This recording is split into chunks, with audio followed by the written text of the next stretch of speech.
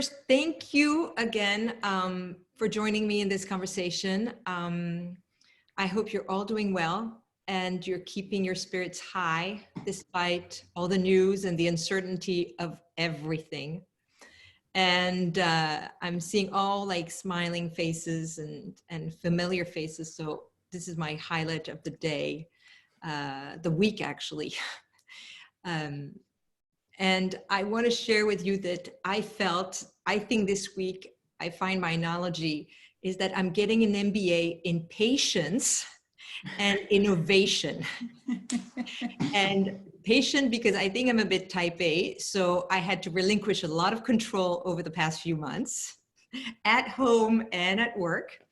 And innovation because, you know, building the Zoom series and the collective together, I've been pushed to use a lot of those new tools fast. So what I can tell you is I'm learning a lot. It comes with weekly homework for sure, and often surprise tests. So I feel very elated to my teenage kids. But I want to say that I will definitely invite you all to a graduation party if I ever get there.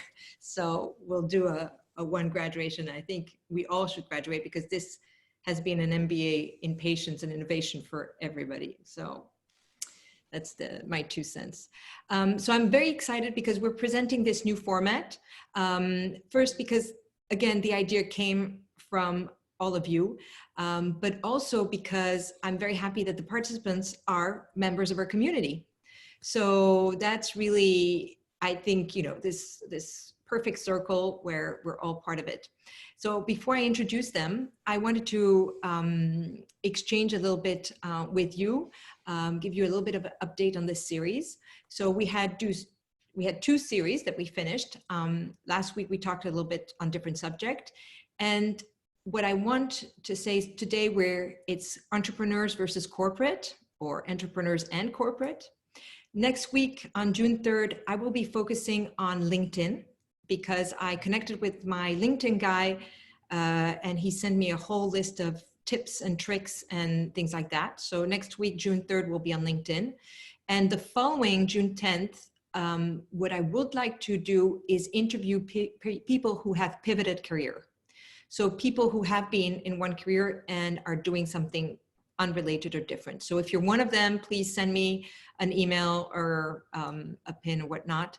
I spoke with a woman today who had been a lawyer and started a whole different position. So that's one of them. I have a friend who's a math teacher and became a florist. That's another one of them. But if any of you have, want to participate, you're welcome.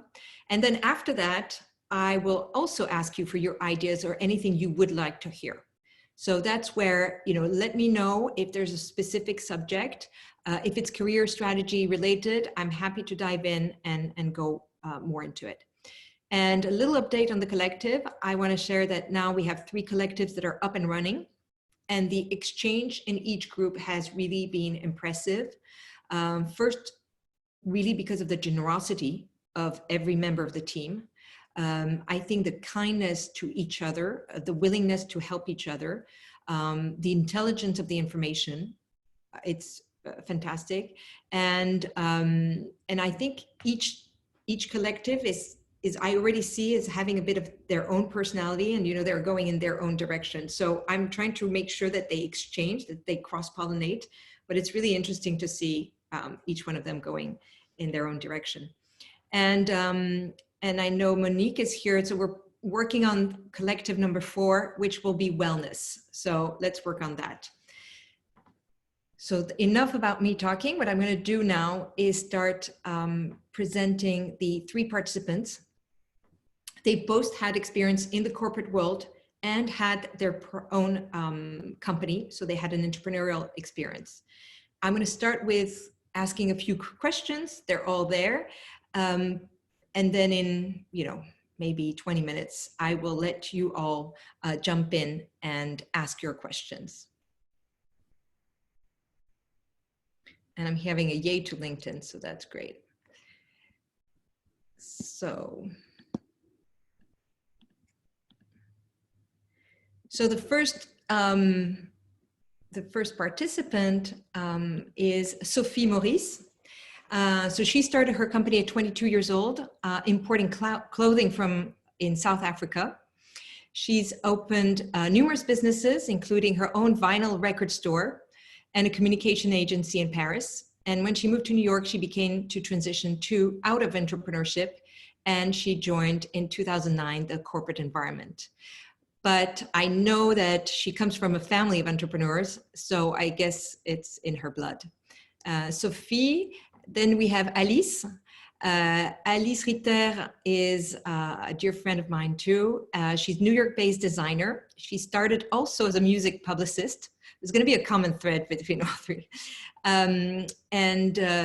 She arrived in New York and she followed her passion, starting in fashion, founding Alice Studio, designing one-of-a-kind handmade pieces. And now she is back in the corporate world, working as a design director at Ivory Ella.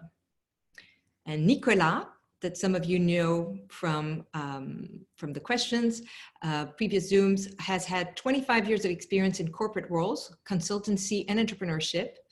And after spending 18 years at various media companies and also a lot of music, he founded and served as the CEO of Yellow Spa that opened its first location in New York City in 2007. And he's now partner of Group of Humans, a worldwide branding and creative agency. So this is a little bit on our guests. And we had a Monday call together, and it was supposed to be 15 minutes saying, hey, you know, what are we going to be discussing? And it lasted an hour and a half. And it could have lasted longer because we were, you know, exchanging, and they were having a blast just talking to each other.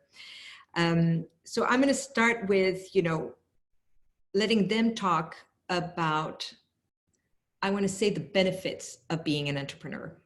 I think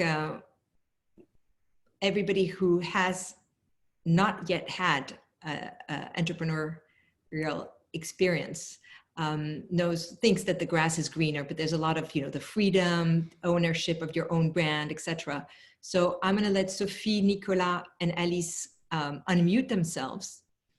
And I don't know, Sophie, if you want to start by saying, you know, what are really the pros of being an entrepreneur, or what are the drivers of being an entrepreneur? Sure, with pleasure. So as you said, Agathe, I started at 22 years old. The idea for me behind being an entrepreneur was pretty easy. It was independence, freedom, and not waiting for somebody to give me a job. So I was not seeing myself, you know, just going through recruiting and the hiring process, but I just wanted to make it happen for myself.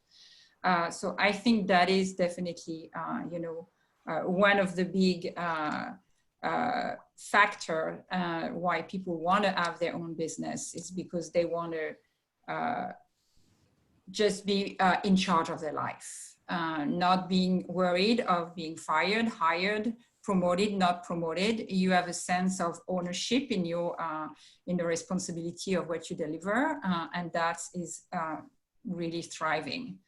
Another, I think, also aspect of the entrepreneurs, even though it was maybe not what I wanted at 22 years old, but it's also the fact that you have a sense that you can impact the revenue that you're going to make much more easily than you know, when you're in a corporation. In a corporation, you're going to have to go through promotion. You have a certain path, going to take a certain amount of time for you to go from A to Z. When you're an entrepreneur, you can you know, very quickly make more money because you work hard, have a good idea, or are just good at what you do. So I think the return on investment as well can be a little faster. And it was the case for me at 24 years old. I had a great, you know, beautiful house in South Africa. I had 3 cars, 2 bikes, a pool, you know, and the life. And I was only 24 years old. So that's also, I think, a pro of being an entrepreneur. Yeah. Nicolas, you want to jump in? Sure. Hi, everybody. I would say I very much agree with what Sophie just said, and particularly the last point where, you know, you're directly responsible for the revenue that you're generating. What I started corporate, unlike Sophie, when I was 22, 23. I started a corporate career. I worked for Warner Media, and I worked in entertainment, music, publishing, software. So I touched upon a bunch of industry. But one thing that systematically frustrated me is that the money that I was making was not directly linked to the money that I was making for the company. And that's, something that was, very frustrating for me, because I wanted to be directly responsible for the success and the failure. And when you're in corporate, you kind of, obviously you have bonuses, you have incentive, you have all these kind of things. But at the end of the day, you do get a paycheck, whatever you do, unless you get fired. And one thing that Sophie was saying last time when we talked, and I feel the same way after being an entrepreneur for 15 years and being in the corporate world for 15 years, is when you get your paycheck after, being an entrepreneur, you're like always surprised. You're like, oh my God, I'm getting a paycheck. It's amazing, which is not guaranteed when you're an entrepreneur. The other thing that I wanted to say on top again of what Sophie said that I very much agree with is the fact that, to become an entrepreneur, I don't think the choice is, do we want to be an entrepreneur or do we want to be in corporate? The choice is more, do you have an idea that you can't wait to bring to the marketplace? When I created Yellow Spa, I was really trying to solve a problem that I felt was not being solved in the marketplace. And my problem at the time was, I thought that everybody in big urban centers was having an insane life, very unhealthy. And I wanted to offer something in the wellness industry, even though I didn't come from this industry at all, that would mitigate a problem that I was having myself as someone who was part of a big city, who was in corporate, who was traveling probably more than 50% of my time, spending all of this time in planes, being constantly jet lagged, going to different countries. I was living in Paris at the time, and I was joking that it took me literally a year to furnish my apartment because I was constantly traveling and working my ass off during the week. And when I was in Paris on the weekend, as some of you know, everything is closed on the weekend in Paris. I couldn't buy furniture. So, it's basically a situation where you see a problem, you get really passionate about the problem, and you feel compelled to bring it to the marketplace. Mm-hmm. I think that's really the initial instinct. It's not like, I personally don't believe in, I want to be an entrepreneur and I'm going to come up with whatever idea and then, I'm just going to bring it to the marketplace. At least that's not the way I move. The other thing is, you have ownership of what you do. So it's a pro and it's a con, and we'll talk about the cons later, which are many. But, in the pros, it's really your mark, it's your name, it's your reputation that is on the line. The success is related to you and your team, obviously, and the team is sometimes even more important than you, but at least you've been at the impulse of it. And I think that this is something that really drives entrepreneurs. So, it's, to summarize, to me, it's passion, it's ownership, it's leaving your mark, it's accomplishing your idea and your vision, and then really being directly responsible for your fate and not having to deal with a boss who's going to give you a promotion or your bonus or these kind of things. It's a direct line with what you accomplish. Yeah, well, that's great, because I think that all the themes are there and you summarize them super well. I want to ask Alice, because what Alice did is also she arrived and started in fashion with not with even any background in New York, right? So I switched career too, actually, because I was a PR in a record company. So I was coming from the music and corporate world. I was working for Universal in Paris. It was a really big company. And then I moved to New York, and then I had a dream. I wanted to be a fashion designer. I didn't study for that. And then I was, it's not that I set up and I decided to be an entrepreneur. Like one morning I was like, I'm going to be working for myself and this is what I want. I'm going to make more money that way, guys. It's not at all what happened, actually. I wasn't driven by that. I was even surprised, actually, that what I love doing, which was making clothes, would bring me some money. So it was the reverse almost, but I certainly started to be an entrepreneur because I was extremely independent, and I didn't take lightly and easily to having a boss and to having a system around me. And I liked having my own hours, and I liked doing my own thing.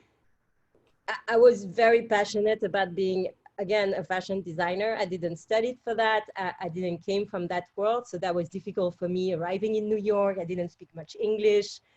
To just like show up at the time, maybe Michael Kors, and say like, be like, I have good taste, I'm French, hire me. No, obviously it doesn't work like that. So I bought a sewing machine with my 2 words of English. I started doing clothes for myself, and it grew up into a real business. And not that, again, I set up necessarily to be an entrepreneur. I kind of like, it's me. I was like, this is a perfect situation for me. This is my passion. I have something to say. Not that I was solving any problems. People were wearing clothes at the time, obviously, but I was thinking that I was bringing something very personal and an added value, obviously, to this world. And then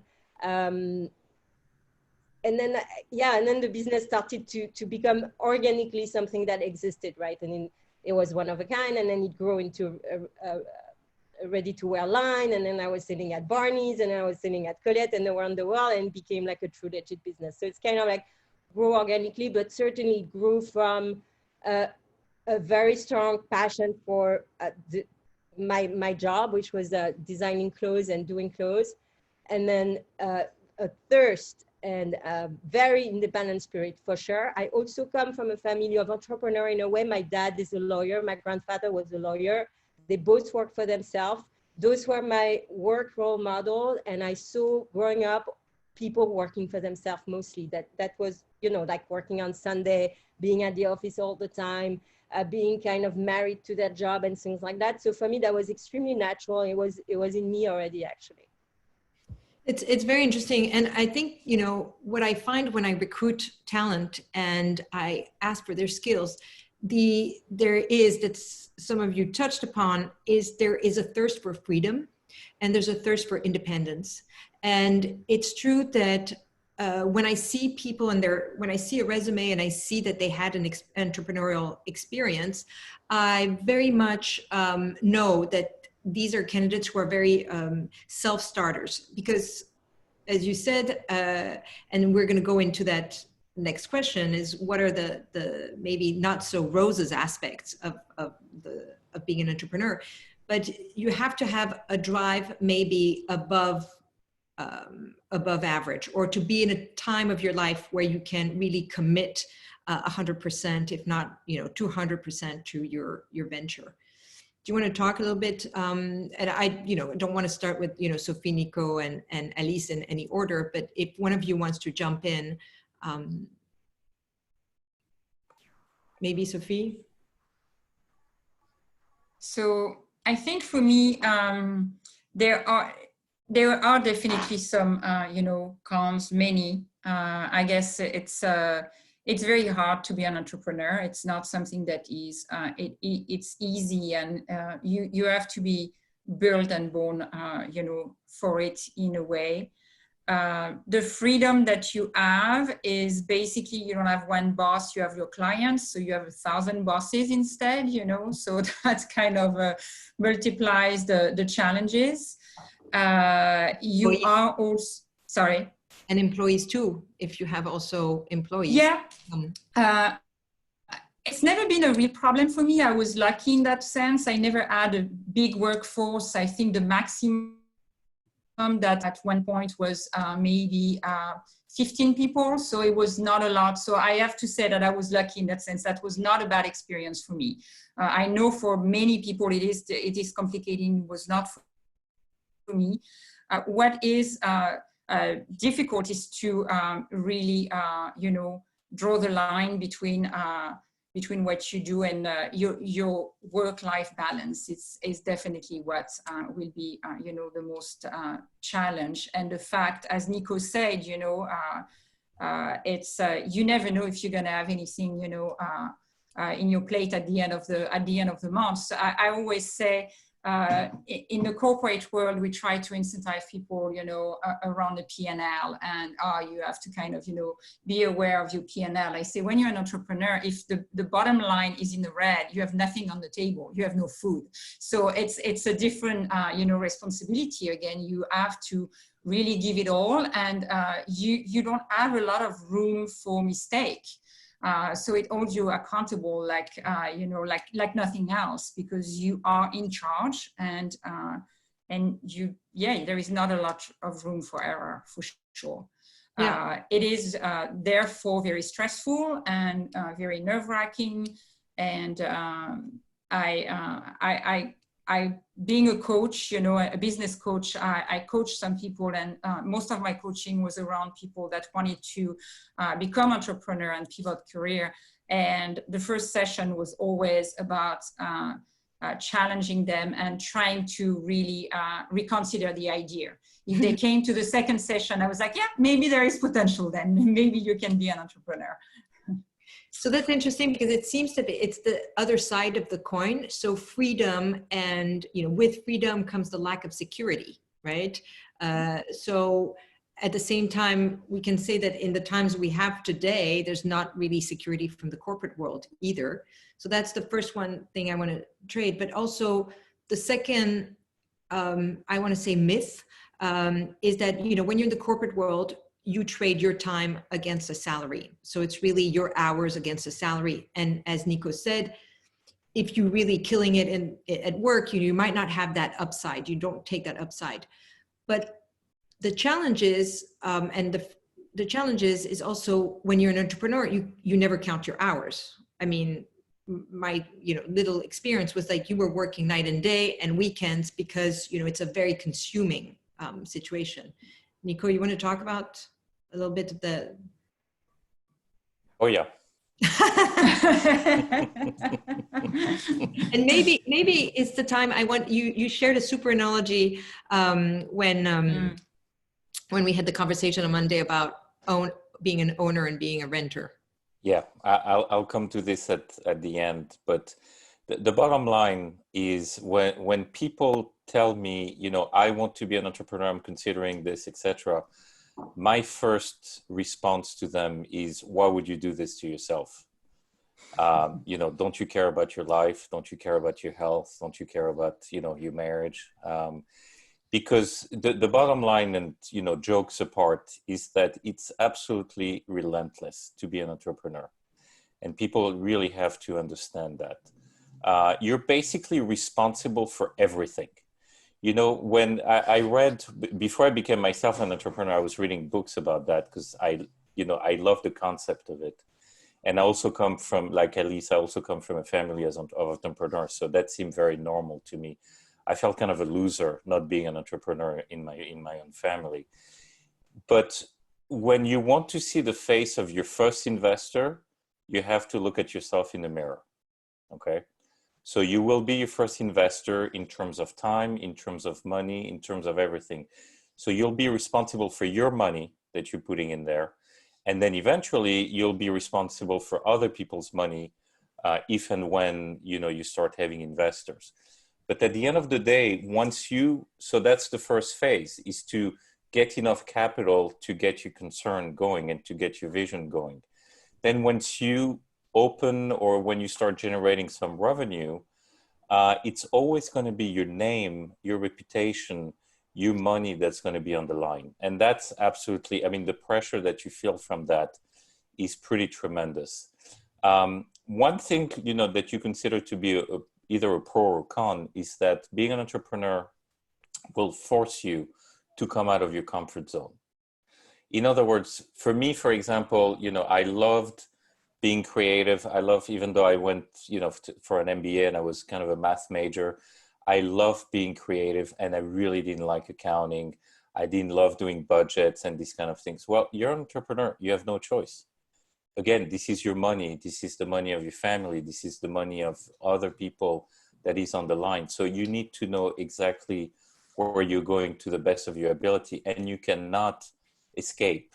You cannot fake anything, because it's always your reputation and your skills on the line.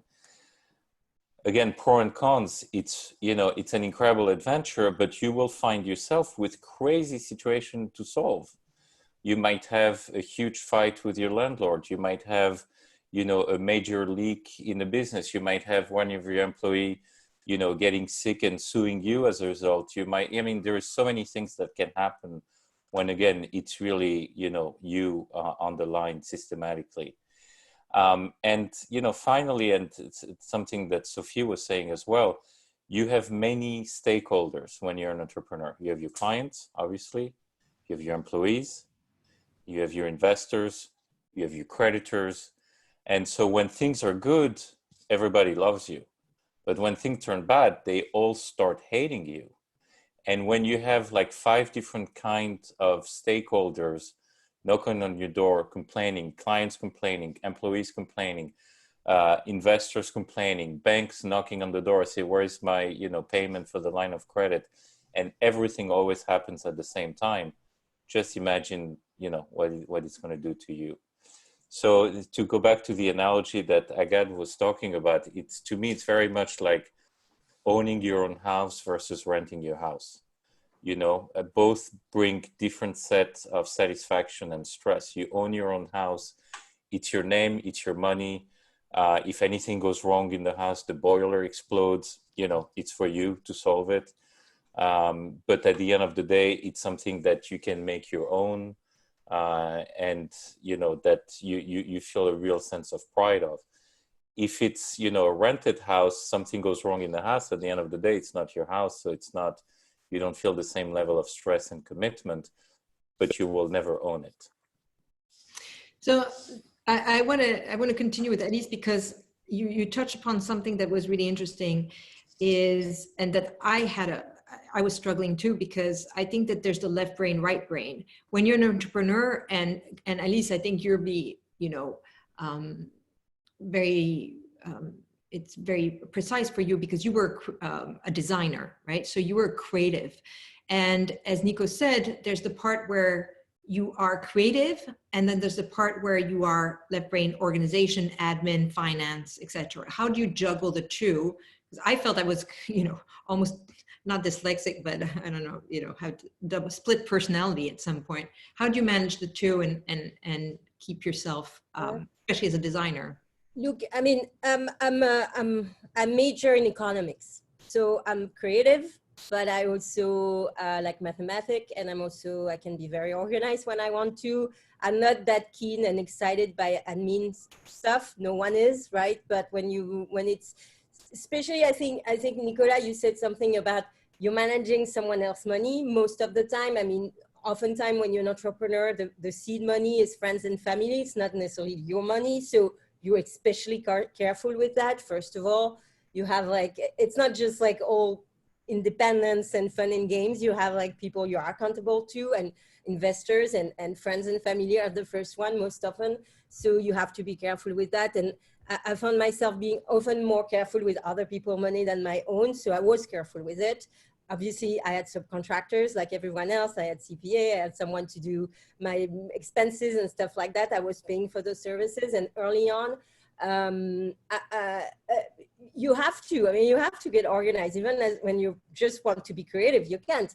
At the same time, this is also part of the extreme creation that to be an entrepreneur is, right? For me, that's the most creative thing that you can do, whatever you decide to put into the market, being like clothes like myself, or service, or spas, or managing stores. I mean, obviously, being an entrepreneur is all everyday problem solving. You have to plan, you have to have the vision, and this vision comes from being organized and putting numbers on papers and understanding your ins and outs. And one of the best advice I received was from Diane von Furstenberg, who lost her business at some point, right? Because she was the face of it. She was the creative. She was the femme fatale. She didn't need to know what was going like in terms of numbers, and at some points like some suit to cover, because she didn't know. And then she took back her name. She brought back the name, and she told us, like, at one point we were talking with her at the CFDA, and she was like, as young entrepreneurs,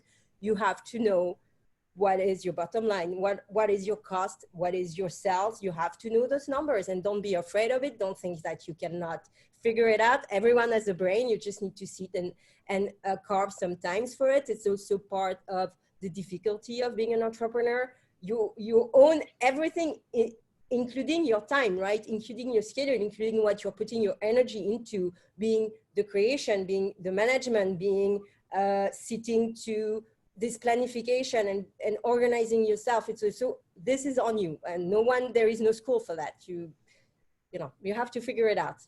So that's, you all said that you had to report to your investors, you had to report to your clients, your people, etc. We talked about on Monday about what happens then, that the solitude of the entrepreneur, and a little bit about, how it's tough also for your family, because, you are all consumed by your company. And can you share a little bit of how you, how you found solution, how you surrounded yourself, how you found support? Is it among other entrepreneurs? Is it being part of groups? I know at least you were part of an incubator. So, and I know it helped a lot. Maybe you want to talk about. Yeah, I mean, when we started talking with Sophie and Nicolas on Monday, as you mentioned, Agathe, we, as entrepreneurs, we all share the same thing, which is it's very tough mentally. You feel lonely. It's consuming in so many ways. It's 24/7. Your family, your loved one might be, push aside, because this becomes your priority. If you want to lift your business, it's not like a dilettante job, right? It's not like a part-time job. It's 24/7 for months, if not years. And you have to be ready for that. I mean, I would say average is maybe 3 years, maybe 5 years of like no vacation, no weekends. It's very intense. And then the responsibility that comes with it. Nicolas, you mentioned that, like employee and finance and things like that. So there is like a true mental health issues that comes with the entrepreneurship, and it's not something that people talk about a lot, because you want to project, right? Because you have to project to your client, to your employee, to your investor that you're strong, that you have the shoulders. But at the end of the day, it's just you in front of your mirror, you're a human being, and it can be extremely stressful. I mean, I mentioned that it might have cost me dearly in my personal life. Relationship-wise, I had people that I felt pushed aside because I was so involved in my business. So I actually, so long story short, after 8 years in business, I entered an incubator where we were 12 small business in fashion.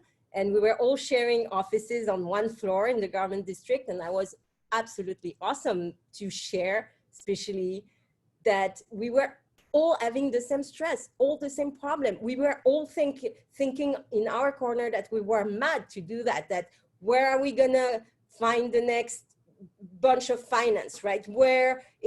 I don't have any cash flow. How do I finance my next production? We were all going through the same motion, and to those emotional problems as well, it helps so much to have a group of people you could sat with, like being like, oh my God, today is such a shitty day, sorry, but this and that happened to me, oh my God, the same thing to, like sharing those experience was priceless. And having strong mentor and having like people that do the same thing as you do, maybe not exactly in the same, not everybody in fashion, it could be at least this entrepreneurial experience was a huge help. Mm-hmm. I want to rebound on a point that Alice just made, which is the mental health part. One thing that we discussed, the three of us on Monday, and that's something that is not often talked about, and I'm just going to be blunt. When you're an entrepreneur, you have to lie to everybody. You're lying to your clients, you're lying to your investors, you're lying to your employees, you're lying sometimes to your own family, because everything has to be great. If you show at some point, I wouldn't say weakness, because we're all human, and I think we're getting more and more into transparency in the way of managing people and managing situation. But you do lie a lot, and lie is obviously a strong word, and it's I'm saying this to provoke, but the fact that you cannot be fully truthful, and this is why, by the way, you have organization like YPO, for example, for successful entrepreneurs. below 40. And these people basically just lay, on each other and say, my life is totally shitty right now. I'm dealing with this and that, because you need that as an entrepreneur. You need an outlet. You need other people to talk to, because you feel very solitary because of that constant presentation that everything is absolutely fantastic. There is a point that I thought was also very interesting that Véronique Gabet is bringing. And she's saying, I find the stress is very different. For me, it was as intense as the helm of a corporation, but it was stress I had not voted for. Does it make a difference? And I think this is a super good question, and I'd like to. So Nicolas, so what I would like is actually, I wanted to ask, I don't know if Véronique, I didn't see your camera, but I might ask you to jump in, because Véronique has been and an entrepreneur and in corporate. So I might ask her to join in if you want. Just yes, I want to. You want to talk, but it's a very bad hair day in my entrepreneurial life, and I'm not going to share my hair with all of you. Okay. First, I want to. There's a minimum, I have no makeup on, no lipstick. I see all of you look fabulous. And honestly, it's not a good hair day. So I'm happy to jump in, but it will be my voice only, if you don't mind. I love your voice. So I'm going to introduce a little bit of Véronique. Véronique is also a dear friend and somebody I've worked with in different capacity. I have a tremendous respect for Véronique, because I have never seen somebody as optimistic and as charismatic and as warm all in one every minute I've seen her. So that's for Véronique. But Véronique was at the helm. I think you were the head of the luxury department for Estée Lauder. So that's when she says she had a lot of pressure in the corporate world. Hello, yes. You will tell us, how many brands you managed, and I know you were instrumental in bringing Tory Burch perfume and Le Labo and Frédéric Malle, so all these beautiful brands. And you have more recently been the CEO of Vera Wang, and then since a year now, and I know the project has been in the works for a longer time than that, but the founder of Véronique Gabet Perfume, and you just launched some amazing perfumes. And I'm going to put the link, Charlotte, if you can put the link, I'll put the link in the message for everybody. But do you want to join in and say a little bit your experience between the two?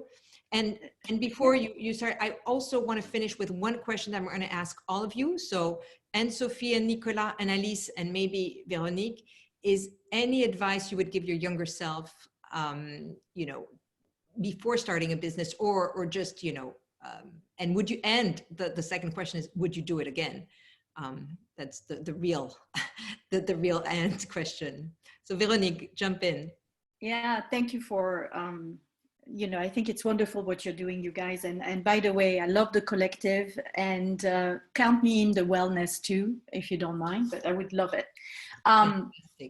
The reality is that, yes, so I've been working in corporation most of my life with, jumping from more of entrepreneurial startups company on behalf of big corporation that put money into, startups, or, really in corporation themselves until I created my own business. So I had entrepreneurial experiences, even though it was not my own money at the time, which makes an enormous amount of difference.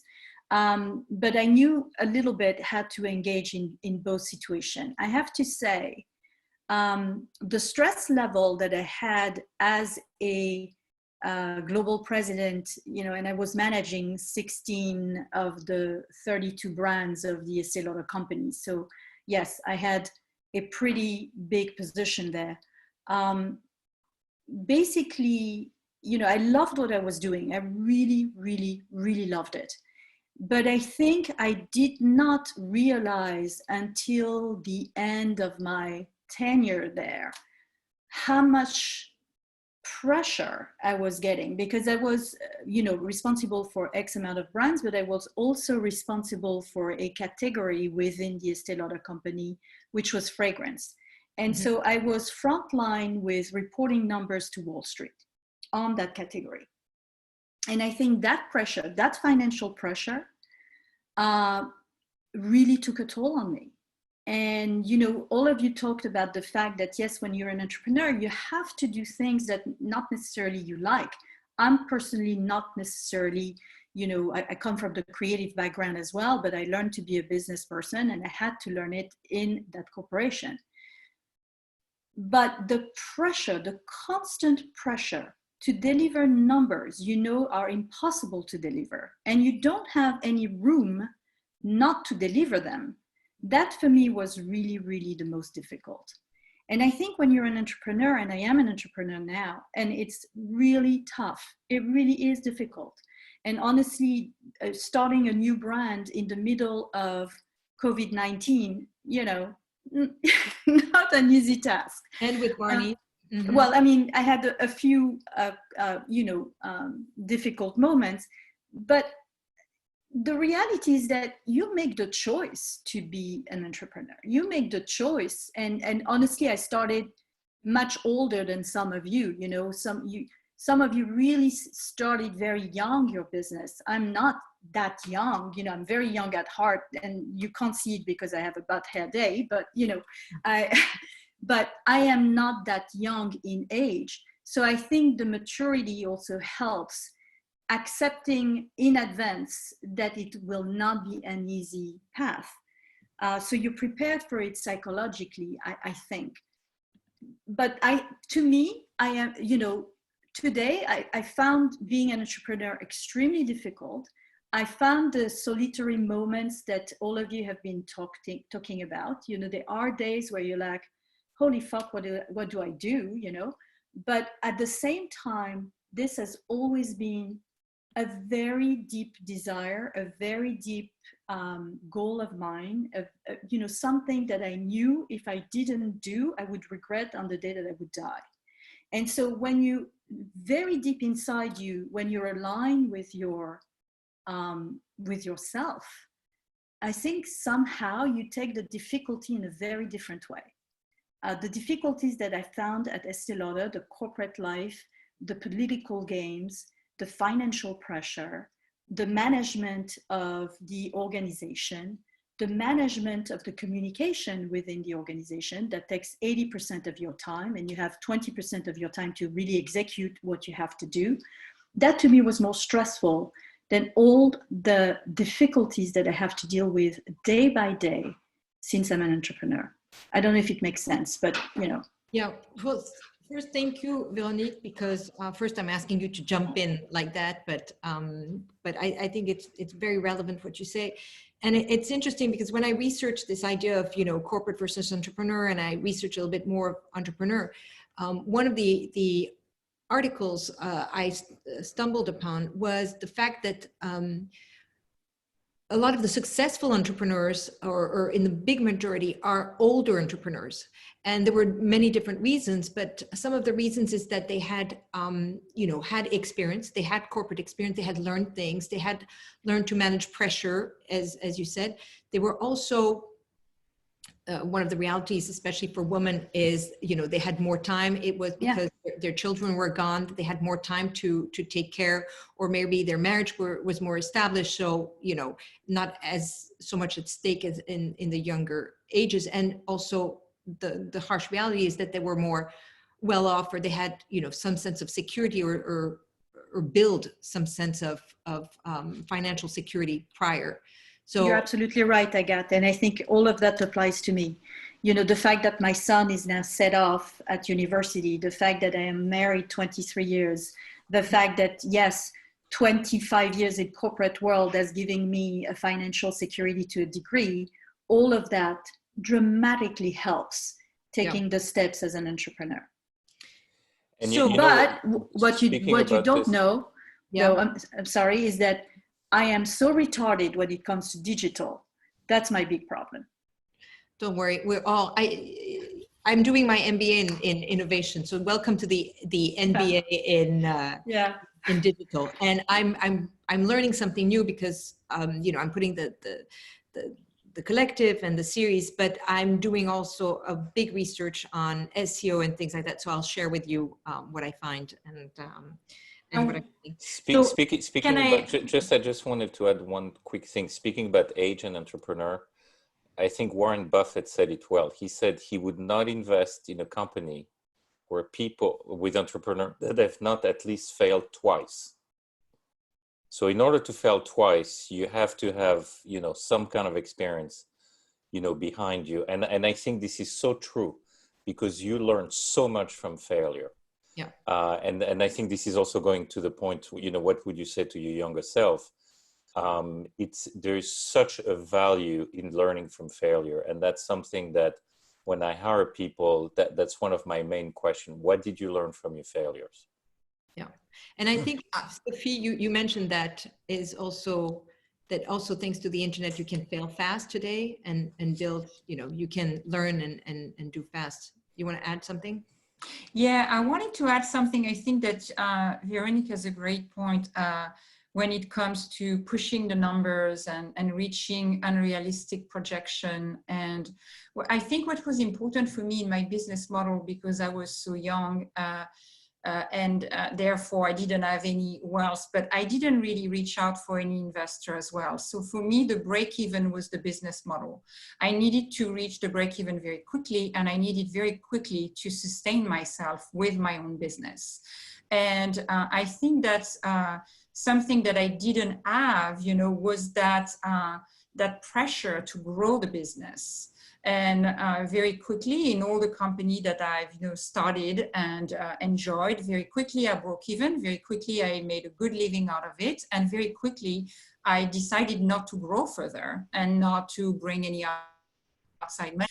So maybe it was another time. Again, I was 22, but it's also something in entrepreneurship. You don't have to answer to that crazy financial bulimia that is in the corporate world that might not resonate with you. So when you come to that break even, so I guess then the stress gets manageable as well. Going back to the positive where we started, I was an entrepreneur from 22 to 42, and my life was not a nightmare. I got 2 kids, I had a successful and happy marriage, and I think that even though I got divorced, but that's another story later. But I think that it is important when you decide what your business model will be as well, how you want to somehow scale your business in order to be able to be successful. And it doesn't have to be grandiose. You can have a very,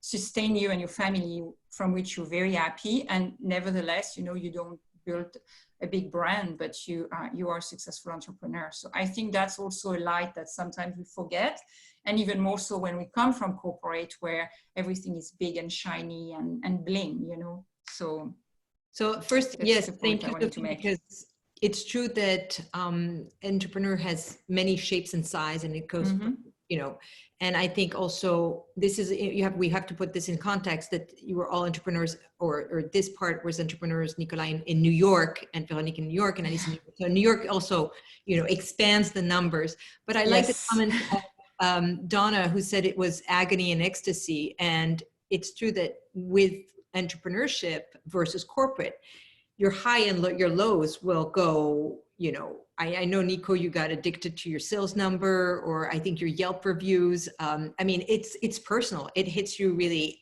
in there. So it makes you very, very much alive. And I know also, I want to go back to the comment that Flore made, Flore, that, the value of entrepreneurship in the corporate world. And I think that you can find, again, a little bit that taste when you're in startup, in small startups where you're asked to do a lot of work. So you can find also the agony and the ecstasy of entrepreneurship in smaller brands. And maybe, Alice, I know, I wanted to ask, for myself, but you're in a company now that functions a bit, is very entrepreneurial. So you having... Yeah, after 10 years, at the helm at my own label, I started youngish. I was before 30 years old, and it's certainly, it was certainly too young in terms of experience. I would have greatly benefited to have like more corporate experience before. I didn't know much about marketing. I had to learn as I was going, and this cost me in many ways. I think I could have been more successful if I had known more. So there is a maturity aspect, and Veronique, what you said is so very true. It cost me, I mean, I could say it almost cost me my marriage to have a company. So this has a heavy price to pay indeed, but going forward, so, and then I worked for Urban Outfitters, which was like the huge company after having been, independent and having like a small label. It was very nimble, I was very flexible. All of a sudden I had to manage up. And Sophie, you said that the first thing when we spoke together on Monday, the most challenging thing when you switch from entrepreneurship to corporate is managing up. And it's true. And having those expectations. I mean, I don't have, because I'm a designer, so numbers are a bit removed from me, right? It's not like direct, you have to do this amount of volume and this sales numbers, but we still feel it, right? Some way, it's always the designer's fault at the end if the product doesn't fly off the shelf. So we feel this pressure for sure. And season after season, it's not even season now, it's monthly. So every month you're like, you have to deliver product that's gonna sell millions. And that's what it is. And it was frustrating for me to be in such a big company, very remote from the decision center at the end. You're just executing something in your corner, so now I work for a startup, which is much smaller. It's like a 40 people operation. And it's perfect for me because it's very entrepreneurial. I can put some ideas in action very fast. They're super excited. And because I come from this entrepreneurship past, I have this let's do it, mentality that sometimes when you come from a really big ship, it's different. It takes time, it takes meetings, it takes weeks, months before we make something happen. As of now, it's like, oh, we want to do this product with this guy. Let's do it. Let's try. Why not? And you put things into action very fast. They're excited. Each time I have a new idea, like, yeah, let's do that. We love it. We'll try. So it's best of both worlds for me right now. Like a smaller company is great.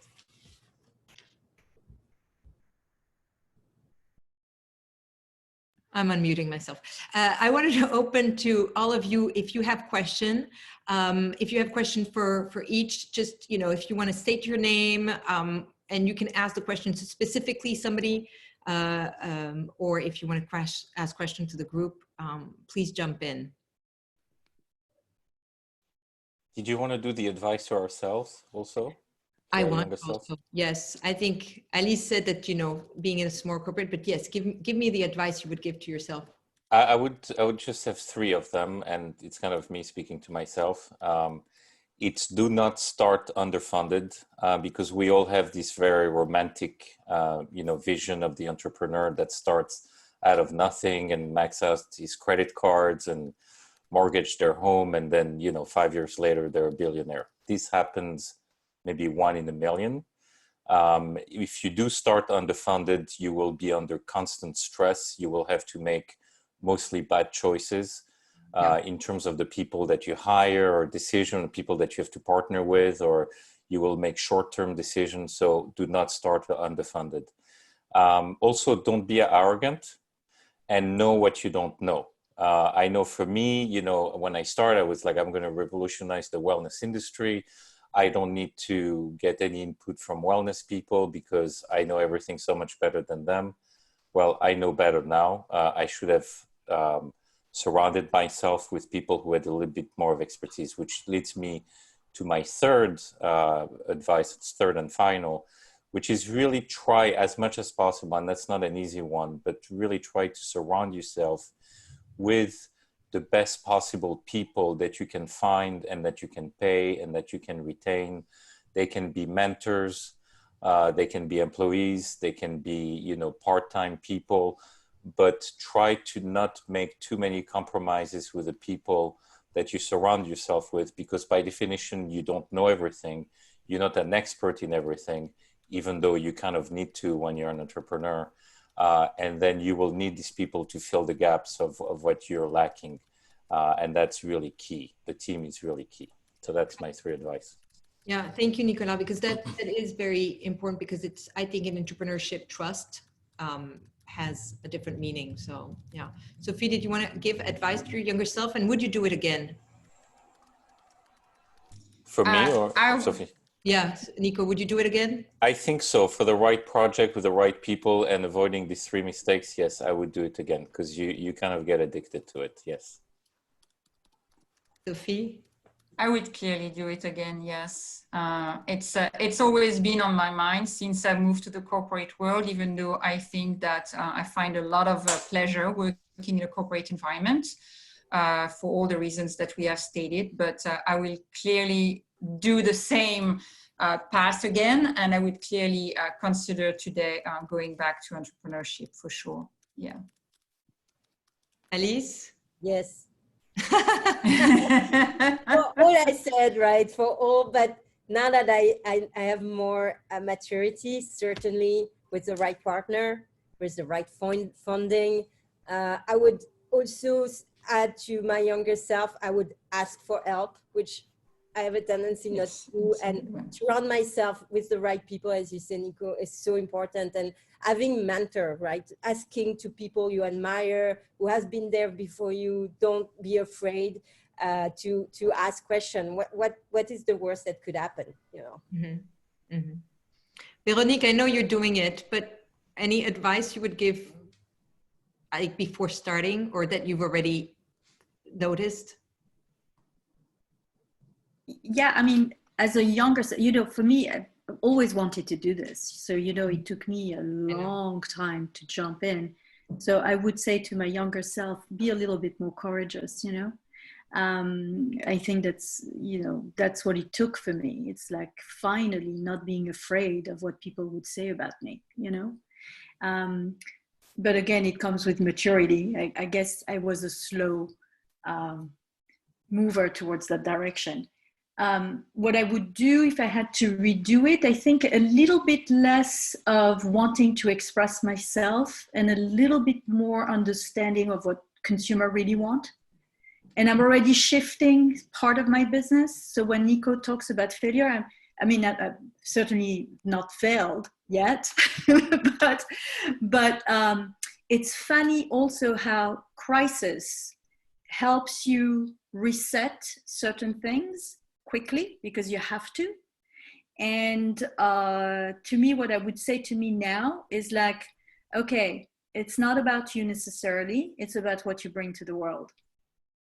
Yeah, beautiful. Beautiful. I think, Veronique, I think it's very interesting because it is, yeah, like, so I'm just going to jump in. I have this video that I've actually used several times when I'm not sure of myself. It's the Elizabeth Gilbert, which is the author of Eat, Pray, Love. And she did a TED Talk where she basically tells, you know, when she started wanting to be a writer and went to school, friends and family were like, what? Who's a writer? Can you even earn a living being a writer? Anyway, it was a long night. And then when she had this big hit, which was called Eat, Pray, Love, which made her $1 million, immediately friends and family started saying, oh, that's never going to happen again. It was a one-hit success. You know, you should never write ever a book again. That's never. And so she dives into the idea that writers and creative people, but I think all of us have a muse. In Greece, in the old times in Greece, you had a muse to help you, inspire you. And so if your work was great, because, you know, your muse was really in a good mood that day and she was working well for you, but if your work was not good, well, it was not all about you. So it's not your failure fully, you know, it's your muse was not that being a good sports that day. So I love the idea that Veronique says that, you know, that it's not only about you, it's about the inspiration. It's, you know, you're bringing your highest vision or your potential to everybody. And it's that in that space where you know, you and your customer, or you and the world, finding what you and the world want together. Anyway, that's a little parenthesis. Any questions? Anybody wants to jump in and have questions?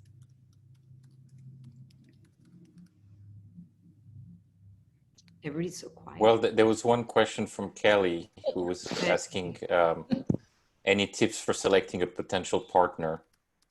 It seems to me like it's kind of a marriage. I started responding, but I'm going to let other people respond. Wait, so tell us about marriage, Nico. Tell us how it is about like marriage. No, she's saying that, but I agree with her. It's very much like a marriage. Thank you for the conversation and for your answer, Nicola. That was my comment about it appearing to be a marriage, and I'm just curious if anyone has any thoughts about partnership, when you should consider it, if you should consider it, and if you do consider it, if they have any past experiences they'd like to speak to, or what we should take into consideration if we are to consider partnership. So for myself, I've decided to actually not have a partner. And because I couldn't find someone that at the same time shared very similar values and was complementary. I just couldn't find that person for Yellow Spa. But in my opinion, if you have the right partnership, it's like being in a marriage, to your point. You can make yourself and your vision and your dreams so much more powerful. And if we take again the example of Le Labo, for example, I think that one of the success of these two guys, Fabrice and Eddy, was that, you know, they were great partners. And obviously it's like in a marriage, you have fights, you argue, you go crazy on each other, but you fundamentally share the same values. It's a very powerful combination. And I really wish to have a partner in my next venture, because that would make a big difference for me, to share the load. Solange? Yeah, so it's interesting because I have one of my entrepreneur friends who we decided to deconfine last night, and we had Rosé and a great conversation about entrepreneurship. And when he launched his company, he had a partner. So he was based in Toronto, his partner was in Paris, and things weren't really going very well. And of course I had my company and I really didn't have a partner, but my husband was the partner. So Damien used to always tell me, oh, Solange, you're so lucky. You can make all the decisions you want and you can do exactly what you want. And in many ways, I would tend to agree with him because I didn't have to go through someone else and ask, whether I could hire a new person or give a salary increase. However, we were talking about it yesterday, and we realized that even if you had a partner who was not the perfect partner, and I hear you, Nicola, it's very hard actually to find that perfect partner, because it's exactly like a marriage. Until you get married, you don't know if it's going to work out, really.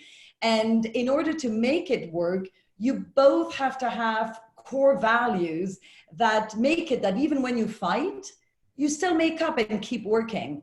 But the good thing I found from Damien having his partner, Thomas, was that even if Thomas wasn't the perfect partner, he was a great sounding board, which meant that he could go to him and say, oh, I'm thinking of this and this and that. And Thomas would say, well, I don't agree. And I think it's a stupid idea. And it would really get Damien thinking and validate his thought. So we did conclude last night, and I launched another startup and I launched it on my own.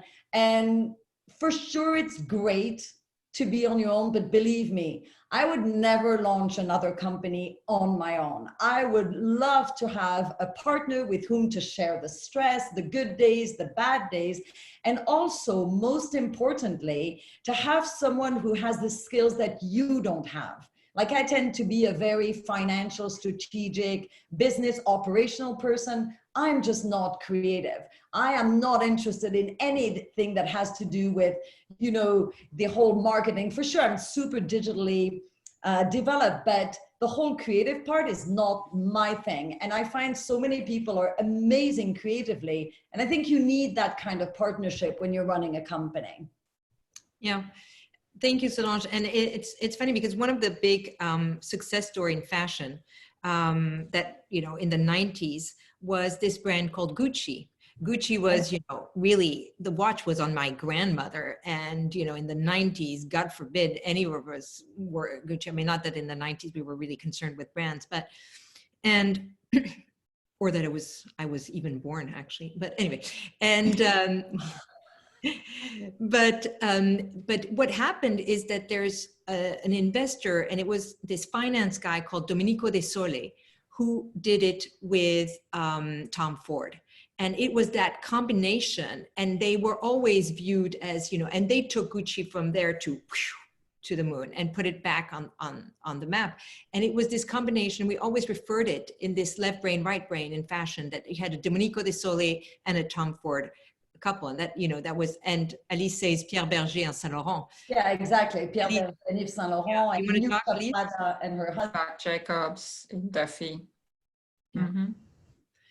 So yeah, that's the perfect marriage, in the sense that you can find somebody who can, balance you, restrain the creative, but give you the tools to go for your dream. Any other questions?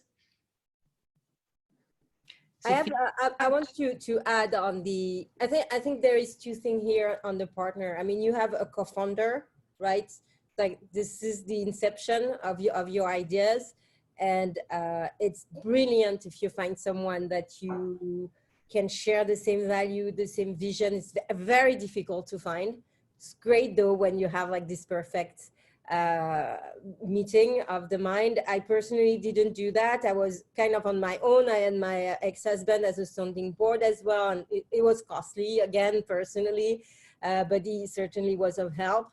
And then I signed up with investor down the line. So it's another type of partnership. And for that, to keep going, to keep my adventure going, I had to compromise on some level and sign up with people that were bringing money, that were bringing skills as well, because they were producing in China. I needed that at the time. So they were bringing me an added value in that sense. It was not just a VC and money. It was just a lot of know-how and skills and sourcing capacity and things like that. So it's like, for me, two different aspects of it, almost like the co-founder. And if I would launch a new business, I would love to do it with someone else or more than one person, like complementary skills for sure, that would be essential. And then to have like potentially investors down the line once your business is off the ground. Veronique, you want to talk about partnerships and? At this point, I've started on my own, Mm-hmm. And also because honestly, after years being in a corporation, the last thing that I wanted to do is I wanted to be on my own. I think that ultimately, I will be in the situation you just described, which is you need financing, to scale the business. So right now I'm in the process of really fine tuning the model, really understanding where to go, et cetera, et cetera. I'd rather be independent to do that, and to the point that was made also earlier, not having to have the pressure of making numbers at the moment when you really have to shape the replication of your business model. And once you are in the phase of learning and trying and modeling, honestly, the last thing you want is financial pressure. So I know how to manage a business. I've done that all my life. So I'm very careful with money and expenses, but I'd rather spend the time to shape, if you will, the business before going to investors. I will need investors for sure. And if I could find an investor that could also partner with me in the areas that I'm not good at, meaning technology, that would be absolutely ideal, because the name of the game, is really, understanding very clearly the nuts and bolts of a good digital, communication and a good digital connection with your consumers. So that to me is, I know I miss that. So right now I'm trying to deal with this the way that I can, but honestly, to scale the business in a much bigger way, money and this will be needed. The rest of it can take care of it. Yeah. Thank you. Is anybody want to jump in with any questions, or Sophie, Alice, Nico, if you have any? So I know Sophie, you wanted to ask, Sophie Lefebvre, you wanted to ask a question? No, I just wanted to comment on the co-founder route because I've gone that route. I've co-founded a company, and that was short-lived. It's not part really of my resume anymore. And I just wanted to share that with everybody, is that, you know, think of it of divorcing before getting married. And I'm so glad we did that. And we were under that same understanding with my co-founder.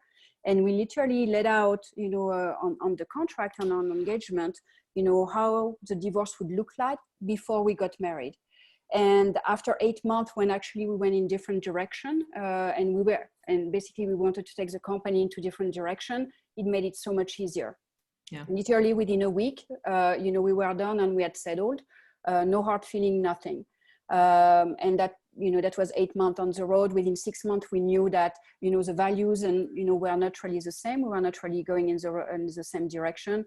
So that would be the best advice, is divorce before getting married. Pretty much. I very much agree, Sophia. On that note, I'm advising a number of companies right now, and I'm advising a company where the two partners are divorcing, and it's really interesting because they've been in business. These two women have been in business for 12 years together, and they've had a very successful business. They were able to pay themselves very comfortably, while having fun at the same time. And out of the blue, one of them said, I don't want to work with you anymore. I'm done. I'm through. And the other one had no clue why. And I'm advising both of them, but mostly the other one. And I said, well, do you know why she wants a divorce? And she had no clue. And to this day, it's very difficult for them to get to a proper conversation as to why they would want to screw such an incredible situation that they've been having for, you know, 12 years. And so it's like a relationship. If you have a lack of communication, or if things start to, you know, fester in your partnership and you don't at some point have the uncomfortable conversation, things are going to come to an end. It's going to be too late, exactly like in a marriage, and you won't be able to fix it. And so I really find it fascinating that they were able to go for, you know, such a long time having a super successful venture, and then the whole thing is exploding in their face. And that started way before COVID. That started in October. So it's very interesting. So you have to be really, you know, careful when you go into a partnership with someone. Make sure that you have the same kind of drive, but it all comes back to the values, in my opinion. And those are very hard conversations. It's kind of like setting up a wheel. Those are not things that you enjoy doing, but we literally, you know, spend an entire week doing it. And we are both very thankful for it, that we've done it. And that would have been successful. That would have been the same thing. I mean, it just happened not to work, but, you know. Mm-hmm. And that made our relationship very comfortable, actually, and very transparent from the get-go. So, Sophie, there's a question for you by Monique. Besides financial, what are some of the points of concession to consider with a divorce in a partnership?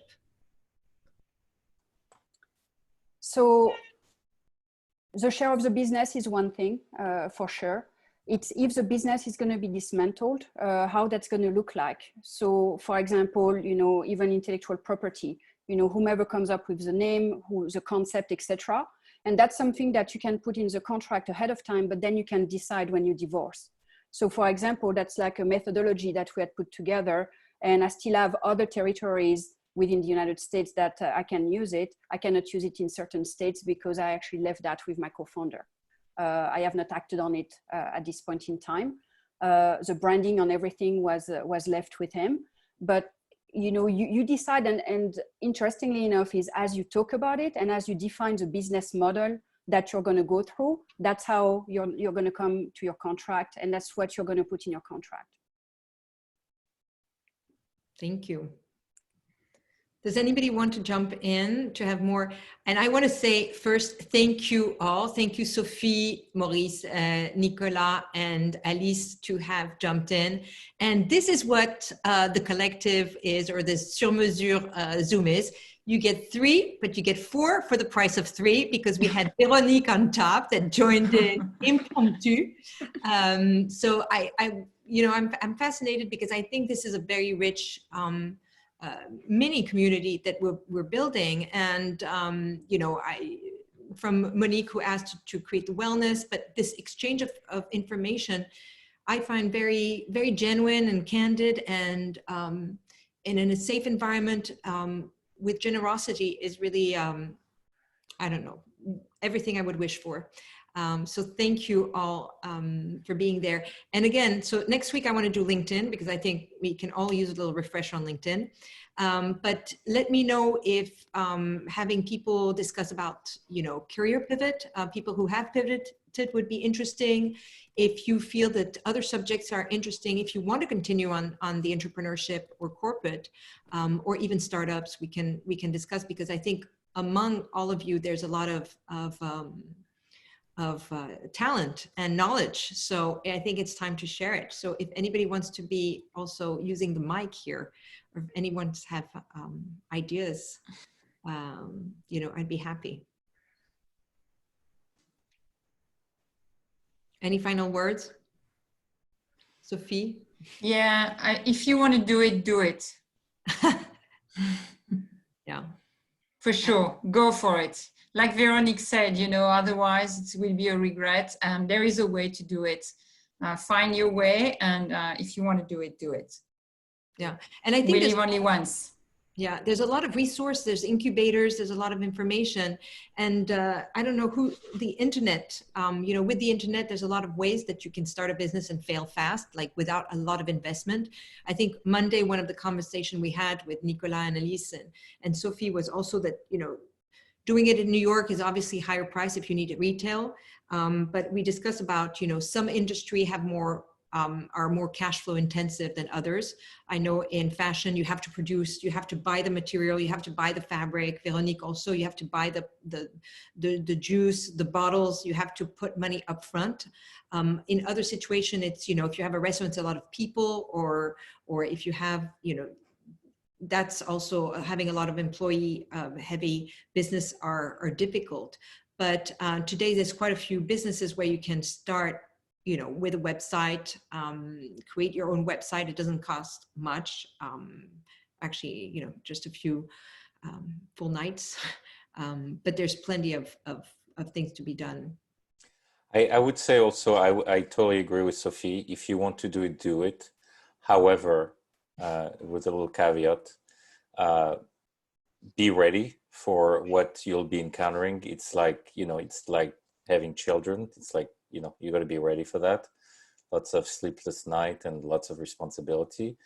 But it's also, be like, it's an incredible exercise in getting to know yourself. You're going to know aspect of yourself that you could have probably not discovered, in a different way. And as Veronique was saying, she also did it because she didn't want to have a regret in her life. She didn't want to be on her deathbed and said, shit, I would have loved to do that in my life and I didn't do it. And I had the same. And I think that most entrepreneurs went through that. But fundamentally, do it because you're trying to solve a problem that is larger than you. And I think that's really the key point. It's not because you're going to love the lifestyle. It's because you're trying to solve a problem that is larger than you. Mm-hmm. Well said. Thank you, Nico. Elise, do you want a few words? If not, we'll No, I mean, it will echo what all the entrepreneur here knows. It's just about passion, right? I mean, either like finding your niche, it's corny to say follow your heart and blah blah blah, but it's kind of what it is actually. No fear. And again, another advice I would give my younger self. It's like, what really, no fear, go for it. Just go for it. Okay. Well, we ended it up on a positive note. So, and since, as I mentioned the article, the older you are, the most likelihood you have to succeed. So, time is relative. So on that note, thank you all for participating. Thank you for all your questions. Really, really you're my highlight of the week, all of you. And, friends and people I've met recently online. I cannot tell you how one day we are all having a live drinks together. That will be so nice. Wishing you all a great rest of the week, and I'll see you next Wednesday for LinkedIn.